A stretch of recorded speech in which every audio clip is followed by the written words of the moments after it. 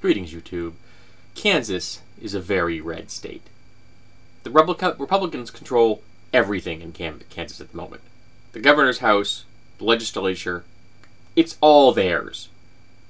They have it all sewn up in a nice big bundle with a little bow on top. And because of this, they've been able to pass any kind of policy they want to. And of course, one of their favorite policies is to slash taxes everywhere on the wealthy and businesses. And of course, just defraying those tax costs onto the middle class and the poor. It's one of the favorite tactics of conservatives that has been going on for the past 40 years.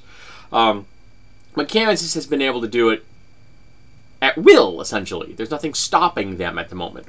Because of these results, what's going on? Things aren't working out quite the way they'd like them, however. Citing a sluggish recovery from the session, risk inherent in the governor's tax plan, and uncertainties over the legislature's ability to keep cutting spending, one of the nation's two major debt rating agencies downgraded Kansas' credit rating Thursday. Moody's Investors Service dropped Kansas' rating from second highest bond rating, AA1, to its third highest, AA2. The Kansas Department of Transportation also took the same downgrade. Interestingly, that the Transportation Department is a separate rating than the rest of the state. I have no idea why, but I think that's interesting. As Business Week explained, the immediate effect has been to blow a hole in the state's finances without noticeable economic growth. So they've gutted their state's infrastructure in an effort to spur growth, which has then failed to spur growth. Even with the tax cuts, cut in taxes, big companies like Applebee's and Boeing have moved out of Kansas. As a result, the most recent polling shows Brownback's, the governor, approval rating down to 33%, while he's slightly behind the Democratic challenger, which is a good thing. Candidates, they can't honestly blame liberals for this. They've been given free hand. They're able to enact whatever they wanted, and has been a miserable failure at a time when other states, including very true blue Democratic states like Maryland, have been recovering from the Bush recession. Why? Because conservative economics doesn't actually work. It is a faith-based program untethered from reality. The numbers don't add up, and it's destructive to societies. But this won't deter them. They'll do it again. They'll go to the well and bring up another bucket full of excrement and tell the true believers that it is spring water. And this is something that the conservatives have been doing for 4 decades. They destroy something, say that the only way to fix the thing that they have destroyed is to destroy it some more. I'm going to give you a prime example of this kind of thinking that I've seen in the real world. Now, I didn't have a driver's license until I was 36 years old. So from age 14 till 36, 22 years of my life, I took public transportation, or what jokingly passes for public transportation in my city. And they would complain that the ridership wasn't up enough. So they would cut the number of routes, which would drive down ridership. So they would complain about ridership. So they would cut the number of routes, which would drive down ridership. So they would complain about the ridership. So they'd cut more routes, which would drive down ridership. So they would then complain about ridership. Do you see where I'm going here? Instead of making the system be what the people in the city needed it to be, like, say, doing proper studies to see when the routes needed to be running and where they needed to be running, their panacea to the whole problem was cut, cut, cut, cut. And every time they cut them, they drove down that which they were trying to expand, because they were doing it in a non-factual based manner. And that, in a nutshell, is conservative thinking.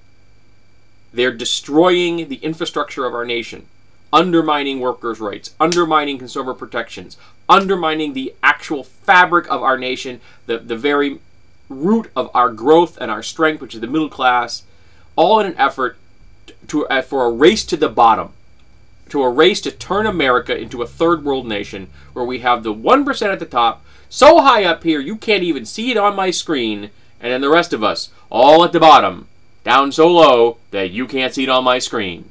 Wealth inequity in America is already that big, and it's getting worse.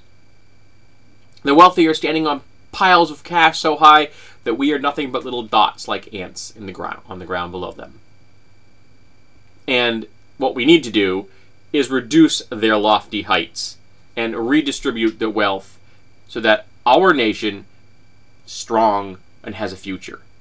Because that wealth, those piles that they're standing on in Kansas and everywhere else in America, they didn't earn it. They stole it from the people that made it. You and me watching this video. Because I doubt many 1%ers are watching me at the moment. Most of the people watching this are going to be of the 99. And you made the wealth of this nation. I made the wealth of this nation. Heck, spending money on this animal right here helped make the wealth of this nation. Because consumerism helps drive this nation. But they won't let you know that. They'll do everything to hide the fact that they want you to spend money, yet at the same time want to undermine your ability to spend money. It's an absolute piece of insanity. If conservative economists actually made any sense, they would make sure that the middle class was strong, because that's the best possible way they can make money. But no, they just want to hoard it for themselves, till I guess they can all keep score. They can all say amongst themselves, well, I've got more billions than you've got, I must win. Even though the rest of us will have nothing. Because they don't care. Because the conservative economic mindset seems to be that sympathy, empathy, and compassion are negatives, and we need not have them. So Kansas is a great example of how things are failing, because it is a faith-based system. They believe in it, so they hope it will work. But in actuality, if we would just go at it in a sensible manner and make sure that the infrastructure was strong and the middle class was strong and the wealth inequality was reduced, we would be a whole lot better off. Strong labor, strong middle class, strong America. But you know, in Kansas, like the guy said in the article, they'll just go back and pull up another bucket of excrement and sell it to their voter base as spring water.